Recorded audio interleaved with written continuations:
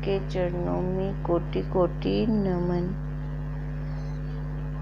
श्री योग वशिष्ठ के उपशम प्रकरण में हमारा चल रहा था कि गाधी ब्राह्मण ने तप किया, क्योंकि उसको समझ में नहीं आ रहा था कि ये जितना भी मैं देख रहा हूँ तप से विष्णु भगवान जी उसको प्रकट हुए और विष्णु भगवान जी बोले कि अब तेरी इच्छा क्या है। तब गाधी ने बोला कि ये जितना भी मैं देख रहा हूँ, आप कह रहे हो कि ये सारी माया है, ये भ्रम है, किसी दूसरे की अवस्था, वो दूसरा कंटक जल चंडाल था, उसकी अवस्था तेरे अंदर फुरी है। पर मैंने तो काल की विषमता देखी है। अब भ्रम तो मैं तब मानूं जब मैं स्वप्न में देखूं। भी स्वप्न में जैसे हम एक देखते हैं तो जागृत अवस्था में हमारे सामने वो प्रकट नहीं होता। अब उसको ब्राह्मण को ये शंका हो रही थी, ये संशय हो रहा था कि आप तो कह रहे हो ये भ्रम है, पर मैंने तो ये प्रत्यक्ष देखा है, तो ये काल की विषमता कैसे भासी मेरे को। तो ये मेरा संशय मेरे चित्त से दूर करो और इसका कोई उपाय बताओ मेरे को, ये तो बड़ा भारी संशय हो गया है। तो विष्णु भगवान जी कह रहे थे कि ये जितना भी तूने देखा है खाली तेरे चित्त का ही भ्रम है, ये सारी माया ही है, माया मात्र ही तूने सारा भासा है, चित्त के भ्रम से तेरे को ये भासा है। जब हम दृढ़ता के साथ किसी और के बारे में सोचते हैं तो वही का वही हमारे सामने आ जाता है। जैसे रस्सी में सांप देखा, अब सांप के संस्कार पहले से ही थे, तभी रस्सी में सांप की भ्रांति हुई।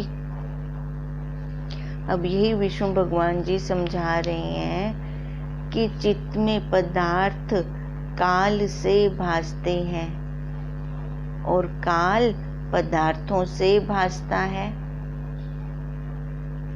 हम कहते हैं कि इतनी पुरानी वस्तु है, कितनी पुरानी, अब उसके पीछे काल लग गया। कहते हैं अन्य न्यून अधिक जो भासता है सो स्वप्न की न्याय है। भी एक काल में जैसे जागृत अवस्था में, मतलब जब हम सोए थे तो जब हमने स्वप्न देखा, स्वप्न में तो बहुत काल बीत गया, एक दिन बीत गया, पर जैसे ही हम जागृत अवस्था में आए तो हमें आधा घंटा हुआ होता है। अब यही बता रहे हैं, जैसे जागृत के एक मुहूर्त में स्वप्न के अनंत काल का अनुभव होता है। यह चित्त का फूटना जैसे जैसे फूटता है तैसे तैसे हो भासता है। रोगी को थोड़ा काल भी बहुत बड़ा भासता है और भोगी को बहुत काल भी थोड़ा भासता है। होता है ऐसा, किया है हमने ऐसा अनुभव। देखो, जब दुख आता है तो वो काल बीतने में नहीं होता, खत्म नहीं होता वो काल, और जो सुख के पल होते हैं वो बहुत जल्दी बीत जाते हैं। कैसा अनुभव करते हैं हम। हे साधो, जो नहीं भोगा होता उसका भी अनुभव होता है। अब उसका अनुभव कौन करते हैं? संत लोग, ऋषि लोग, जो त्रिकालदर्शी होते हैं, जो भविष्यत वृत्तांत भी वर्तमान की न्याय जिनको भासता है। जैसे हमारे गुरुदेव, कैसे उनके आगे चले जाओ तो वो तीनों कालों की वो जान लेते हैं। पीछे क्या हुआ था, अब क्या कर रहे हैं, आगे क्या होने वाला है। तैसे ही तुझको भी अनुभव हुआ है। एक ऐसे भी होता है कि प्रत्यक्ष अनुभव किया विस्मरण हो जाता है। यह सब माया रूप चित्त का भ्रम है। देखो, प्रत्यक्ष अनुभव किया हुआ भी विस्मरण हो जाता है। कई बार हमारे ध्यान में ही नहीं रहता, हम भूल जाते हैं। और कई हमें ऐसी बातें हैं जो सदियों से हमें याद है, जैसे कहते हैं ये तो मेरे दिल पे लिखा गया है। और कई कल की बात ही भूल जाते हैं, कोई सदियों पुरानी बातें भी याद रहती हैं। तो अब ये क्या कह रहे हैं ये विष्णु भगवान जी, ये सब माया रूप चित्त का भ्रम है। क्योंकि वही चित्त रूप जल देखो पूरे शरीर में भरा पड़ा है, तभी हमें ये सारा अनुभव होता है। क्योंकि चित्त जल तत्व से बना हुआ है। जब तक चित्त आत्म पद में स्थित नहीं हुआ तब तक अनेक भ्रम भासते हैं, और जब चित्त स्थित होता है तब ये सारे भ्रम मिट जाते हैं। देखिए अपनी सुषुप्ति की अवस्था को, चाहे वो अज्ञान काल की है, पर एक बार तो सारा लय हो जाता है। फिर जब जागृत अवस्था में आते हैं, भले वो सारे के सारे भूत उठाते हैं, पर एक बार तो ये सारा लय हो गया। तभी विष्णु भगवान जी कह रहे हैं ये सब चित्त की अवस्था है। जब चित्त एकाग्र कर लेते हैं हम, तो देखो सारे फुन्ने भी शांत हो जाते हैं, सारा भ्रम मिट जाता है, और तब केवल एक अद्वैत्व आत्म तत्व ही भासता है। जब कोई फुन्ने ही नहीं है, जब सड़क हमारी खाली हो गई है, कोई ट्रैफिक नहीं है, कोई आ जा नहीं रहा, तो अपना स्वरूप हमें स्पष्ट दिखता है। फिर उसका फिर अनुभव होता है। जैसे सम्यक मंत्र का पाठ कर ओलों का मेघ नष्ट हो जाता है। जब हम मंत्र करते हैं कोई, तो देखो बारिश भी हम रोक सकते हैं। ये तो हमने प्रत्यक्ष अनुभव किया हुआ है आश्रम में। जब शिविर चल रहे होते हैं तो गुरुदेव मेघ को भी आज्ञा देते हैं कि अब तू रुक जा या आगे चला जा, यहाँ पे मेरे शिष्यों को तंग मत कर। तो देखो उसी टाइम बरसात रुक जाती है। और जब सत्संग खत्म होता है, शिविर खत्म होता है, तो उस टाइम फिर बापू पहले बोलते हैं अब अपने अपने स्थानों पे चले जाओ, जल्दी से 5-10 मिनट का टाइम देते हैं। फिर उसके बाद फिर से बोलते हैं मेघ हो जा शुरू, फिर वो टनाटन शुरू हो जाता है। देखो ये समर्थता किसके अंदर है? जिसके चित्त के भ्रम शांत हो गए हों, जिनके चित्त के भ्रम मिट गए हों, क्योंकि वो फिर अपने स्वरूप में रहते हैं। अपना स्वरूप भी हर टाइम है भी वही, पर अज्ञानता के कारण हम देख नहीं पाते। जैसे सम्यक मंत्र का पाठ कर ओलों का मेघ नष्ट हो जाता है, असम्यक मंत्र से नष्ट नहीं होता। हम कहें मेघ को कि तू रुक जा, तो वो क्यों नहीं रुकता? जब गुरुदेव कहते हैं तो वो रुक जाता है। ऐसा क्यों होता है? कभी हमने विचारा? क्योंकि जिनके मन के फुरने शांत हैं, चित्त शांत है, कोई संकल्प विकल्प नहीं चल रहा, जो अपने स्वरूप में हर टाइम रहते हैं, उनका कहना प्रकृति भी मानती है। जो अपने स्वरूप में नहीं है, जिनको ये विषय अच्छे लग रहे हैं, तो माया तो उनके आगे और जाल फेंकती है विषयों का। तभी वो विष्णु भगवान जी कह रहे हैं, असम्यक मंत्र से नष्ट नहीं होते, तैसे ही तेरा चित्त अब तक वश नहीं हुआ। किसको कह रहे हैं ये? गादी ब्राह्मण को। चित्त को आत्म पद में लगाने से सब भ्रम निवृत्त हो जाएंगे। अहम त्वम आदिक जो कुछ शब्द हैं वे अज्ञानी के चित्त में दृढ़ होते हैं, ज्ञानवान इनमें नहीं फंसता। हे साधो, जो कुछ जगत है सो अज्ञान से भासता है और आत्म ज्ञान हुए से नाश हो जाता है।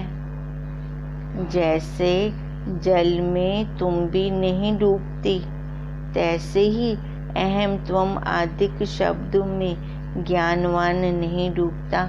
ये मेरा है, ये तेरा है। ज्ञानवान को तो कोई फर्क ही नहीं पड़ता, क्योंकि वो सब में वही एक परमात्मा ही देख रहा होता है भी वही, और वो हमेशा अपने स्वरूप में स्थित होता है। सब शब्द चित्त में वर्तते हैं, सो ज्ञानी का चित्त अचित पद को प्राप्त होता है। ये सारे पुण्य कहाँ है, भरम कहाँ है? ये सारे चित्त में है। पर ज्ञानी का चित्त किसको प्राप्त हो चुका होता है? अचित पद को। उसके फुरने शांत होते हैं, संकल्प विकल्प शांत होते हैं, चित्त रूपी सड़क उनकी चल ही नहीं रही होती। अब जब ट्रैफिक ही नहीं है तो फिर सीधी अपनी मंजिल है। जब चित्त पद प्राप्त होगा तब ये सब संकल्प से रहित आत्म पद तुझको प्राप्त होगा।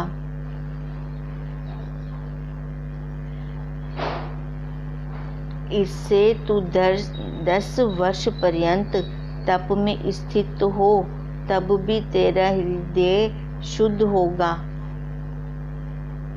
जब चित्त पद प्राप्त होगा तब सब संकल्प से रहित आत्म पद को प्राप्त होगा।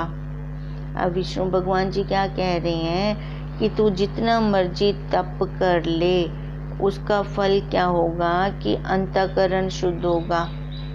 अपने स्वरूप में तू स्थित नहीं हो सकता, अंतःकरण शुद्ध होगा। अब अंतःकरण शुद्ध होने से तो हमें क्या आत्म पद की प्राप्ति हो जाएगी? नहीं, अभी उसके आगे और भी क्रिया है, और भी प्रक्रिया है, विचार करना है, अभ्यास करना है। जब तक विचार और अभ्यास नहीं करते तब तक वो आत्मा, हमारा जो स्वरूप है, उसमें स्थित नहीं हो सकते, उसमें स्थिति हमारी नहीं बन सकती। कहते हैं जब तेरा मन, जब ये चित्त संकल्प से रहित आत्म पद रहित होगा तब आत्म पद तेरे को प्राप्त होगा। और जब आत्म पद प्राप्त होगा तब सब संशय जगत भरम मिट जावेगा।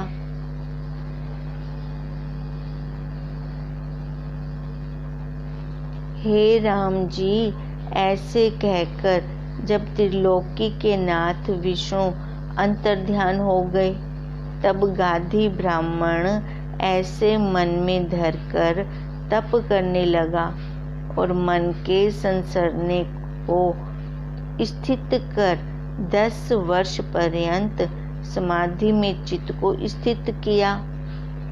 देखो, अब चित्त को स्थित करना है। चित्त को स्थित करने के लिए उसने किसकी सहायता ली? समाधि की। अब समाधि में रहते हैं, जब हम ध्यान समाधि करते हैं तब भी तो हमारा मन एकदम शांत हो जाता है। बैठते भले अंतःकरण से हैं, पर ध्यान समाधि में हमारा अंतःकरण लय हो जाता है, फिर वो भी नहीं रहता। अब हमारे पास 2 रास्ते हैं, या तो ध्यान समाधि में रहें या फिर विचार करें तत्व का और अभ्यास करें, तो भी हम अपने स्वरूप में स्थित हो सकते हैं। क्योंकि हम गृहस्थ आश्रम में हैं। गृहस्थ आश्रम में है, हमेशा हम समाधि में नहीं बैठ सकते। अब जब हम हमेशा समाधि में नहीं बैठ सकते तो फिर देखो, फिर इसका मतलब हमें अपना स्वरूप प्राप्त नहीं होगा। नहीं होगा हमें अपना स्वरूप प्राप्त। तो कैसे होगा? विचार करें, अभ्यास करें। गुरुदेव जो हमें तत्व ज्ञान देते हैं उसका बारंबार विचार करें। मन ही को तो शांत करना है। आज तक सभी विषयों का भोग भोग के देख लिया तो वहां से क्या प्राप्त हुआ? तो विचार चला ना कि कोई सुख नहीं है विषयों में, और हम ऐसे ही बेफजूले उनके पीछे भाग रहे थे। भागते भागते जन्मों के जन्म हमने खत्म कर दिए, पर कोई सार ही नहीं निकला। अब एक बार गुरुदेव का कहा मान के देख ले। आज तक तो इस संसार का माना तो कोई सार ना आया, दुख की निवृत्ति ना हुई। अब एक बार गुरुदेव का कहा माने कि वो कहते हैं तू ब्रह्म है, तू सत्य है, तू चित्त है, तू आनंद रूप है, अव्यक्त रूप है, विभु रूप है। अब एक बार वैसा कहा मान के देख लें, उसका अनुभव करें। अब देह को मत ओढ़ें। देह ओढ़ते हैं, माँ का कपड़ा ओढ़ते हैं, पत्नी रूपी शरीर को ओढ़ लेते हैं, तभी तो रोना है, नहीं तो अपना स्वरूप है। अब अगर ऐसा विचार चलता है तो देखो हमारा मन, हमारा चित्त स्थित होता है। जब ऐसे परम तप, ये भी तो एक तप है। जब हम विचार करते हैं, ये भी सबसे बड़ा तप है। जब ऐसा परम तप किया तब उसे शुद्ध चिदानंद आत्मा का साक्षात्कार हुआ। ये खाली गादी ब्राह्मण कर सकता है? नहीं, हम सब कर सकते हैं, क्योंकि जो सामग्री उनके पास है वही के वही सामग्री हमारे पास भी है। जब वो अपने चित्त को उपशम कर सकते हैं तो हम क्यों नहीं कर सकते?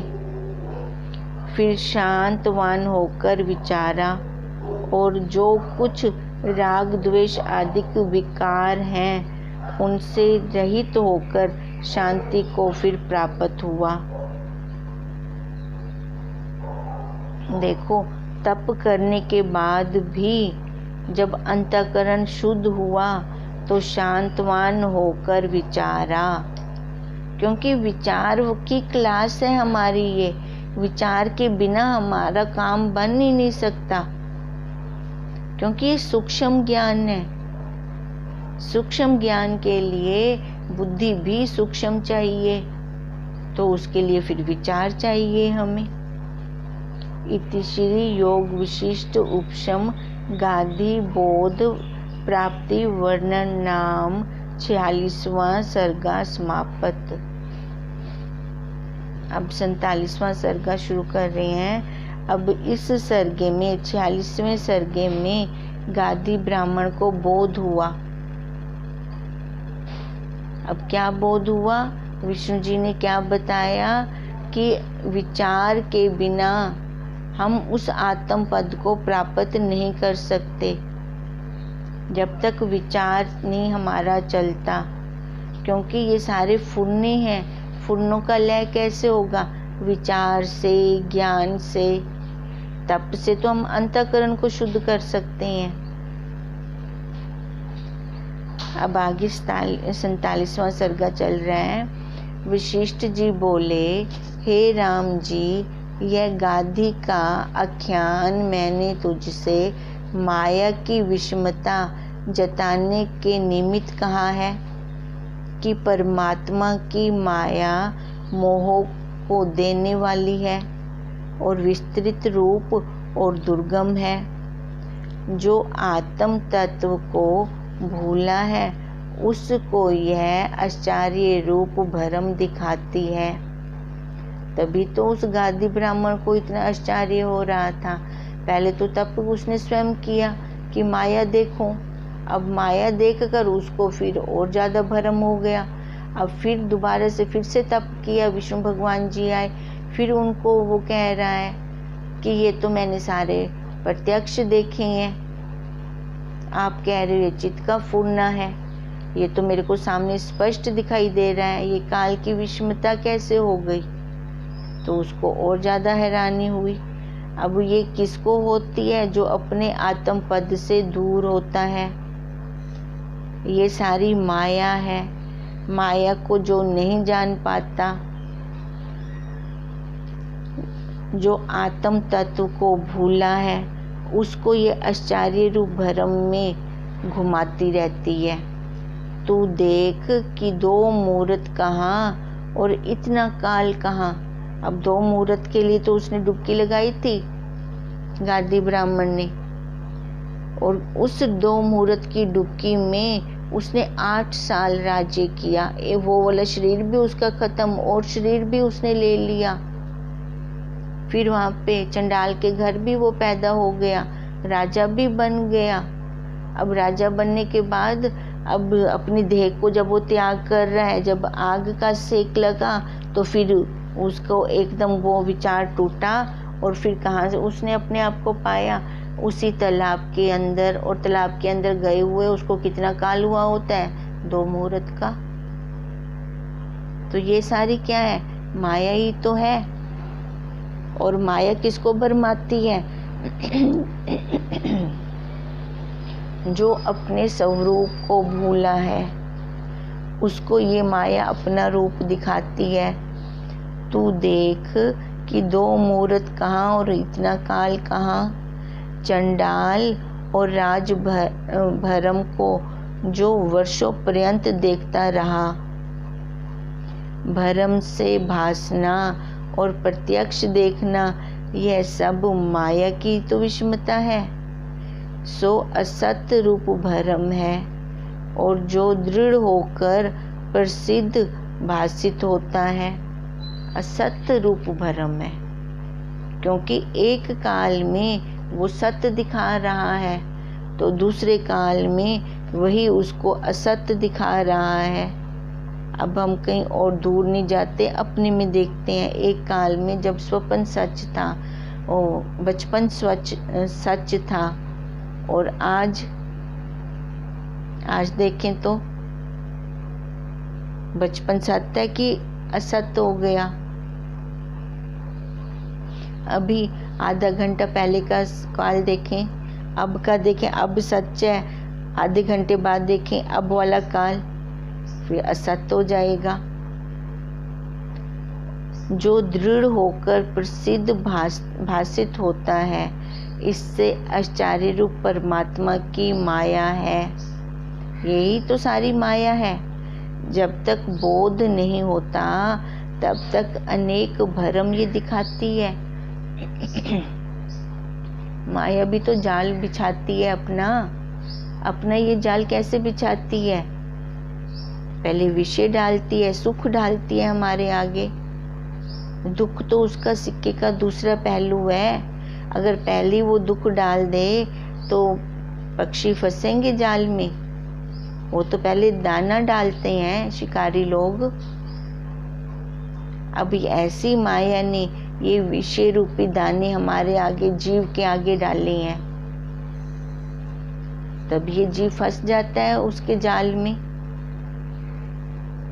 तभी कह रहे हैं कि ये सारी माया है, ये हैरान करने वाली माया है। और जब तक बोध नहीं होता तब तक ये अपनी जाल में फंसाई रखती है।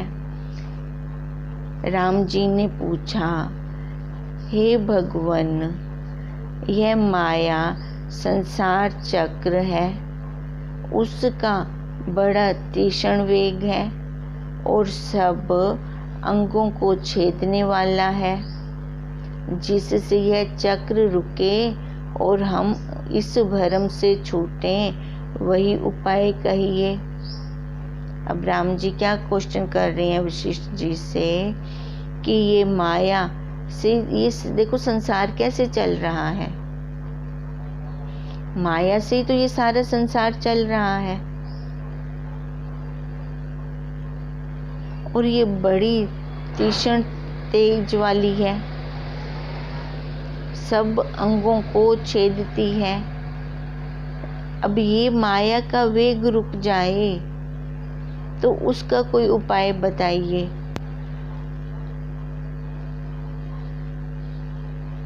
कैसे हम इस माया से छूटें, उसका उपाय बताइए।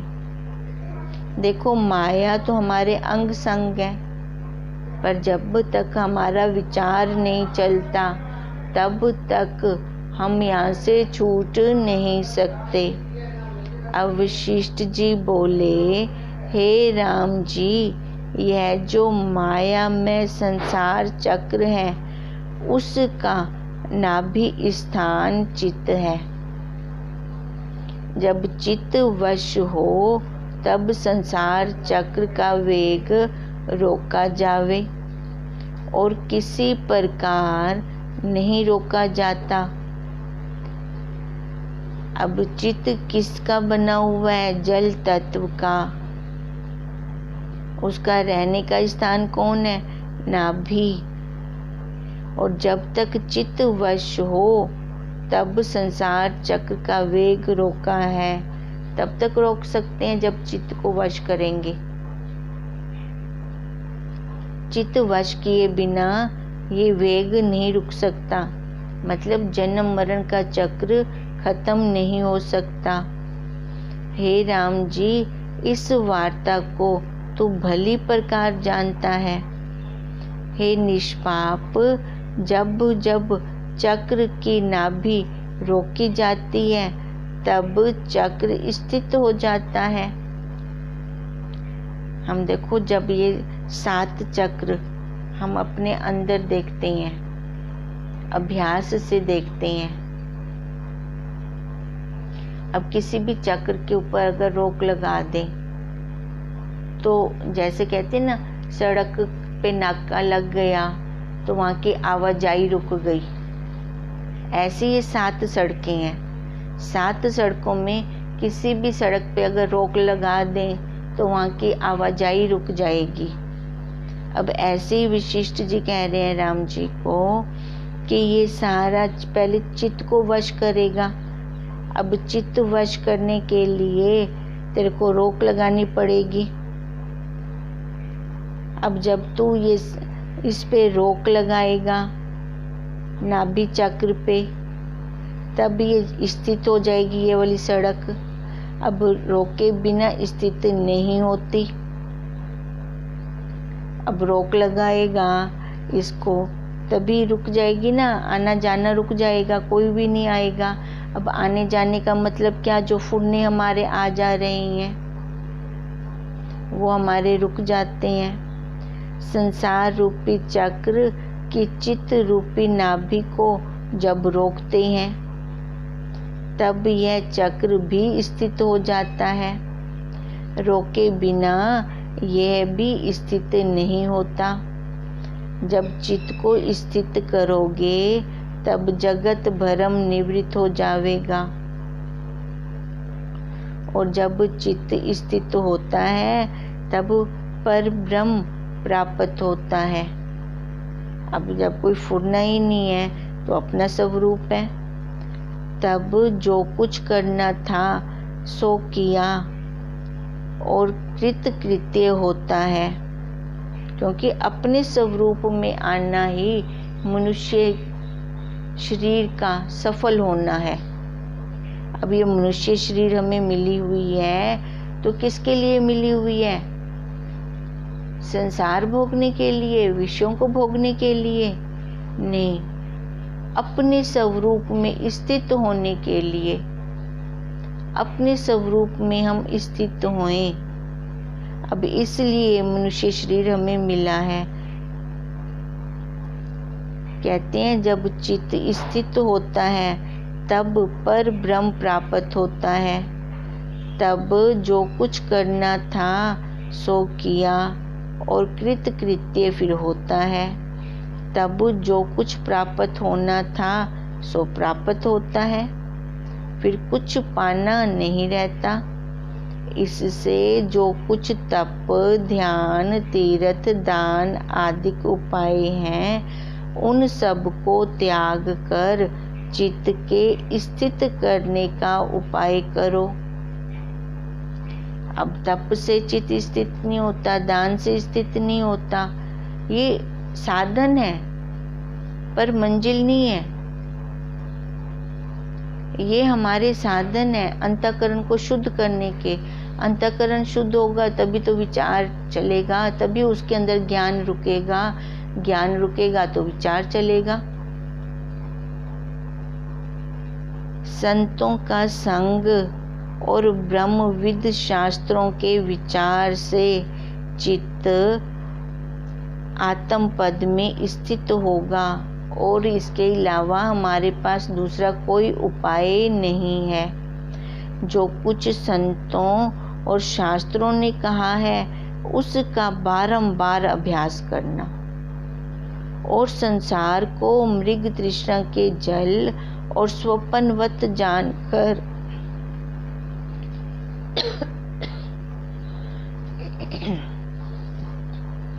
इससे वैराग्य करना, तब हमारा चित्त शांत होगा। नहीं तो ये चित्त को क्या बोला है, जल तत्व का बना हुआ है और जल देखो हिलता रहता है। थोड़ी सी भी हवा चलती है तो जल कैसे हिलता है। इन दोनों उपायों से चित्त स्थित होगा। एक तो अपने चक्र, नाभि चक्र को स्थित करें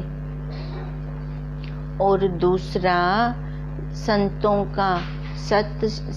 का संग करें, सत्य शास्त्रों का अध्ययन करें, फिर जाकर हमारा ये चित्त शांत होगा और आत्म पद की प्राप्ति होगी। और इसके अलावा कोई दूसरा उपाय नहीं है जिससे हम आत्म पद को प्राप्त कर सकें। अब ये खाली राम जी के लिए नहीं है, ये हमारे लिए भी है। हम सब शिष्यों के लिए है और इसको हम देखें और विचार करें। हरि ओम तत् सत, हरि ओम तत् सत, हरि ओम तत् सत।